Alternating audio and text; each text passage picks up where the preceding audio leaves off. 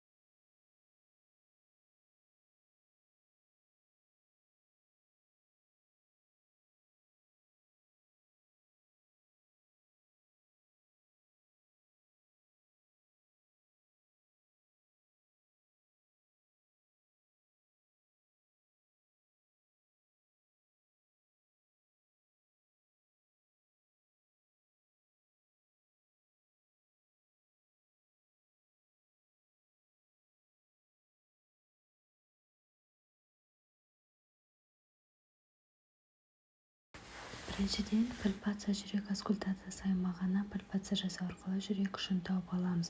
Жүрек ұшын тапқаннан соң, жүрек ұшы ол 5-ші қабырға аралықта орта бұғана сызығы бойымен 1 см ішке қарай орналасқан.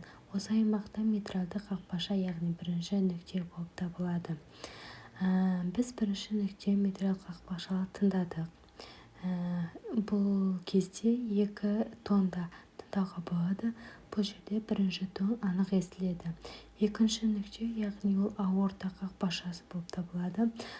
Аорта қақпашасы 2-ші қабырға аралықта төстің оң жағына орналасқан. Аорта қақпашасында 2 тонда естиміз. Мұнда 2-ші тон басым естіледі. 3-ші тон бізде 2-ші қабырға аралықта төстің сол жақ аймағына орналасқан.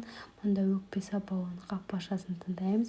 Өкпе сабауының қақпашасында 2 тонда естіледі. 2-ші тон жақсы естіледі. 4-ші нүкте төстің семсер тәрізді өсіндісі орналасқан, яғни мұнда 3 шырмалы қақпашаны тыңдай аламыз. 3 шырмалы қақпаша, яғни 4-ші нүктеде 2 тонда естіледі. 1-ші тон бұл жерде басымырақ естіледі. Яғни 5-ші тон нүкте ол бізде өткен нүктеде 3-ші қабырға аралықта төстің сол жақ аймағында орналасқан. Өткен нүктесінде біз 2 тонда да жақсы естиміз, бірақ бұл жерде 2-ші тон басымырақ естіледі. Қорытындылай келсек, бұл науқаста жүрек құрылымы анық, ритм ырғағы қалыпты және жүрек соғысы ЧС 82 болып табылады.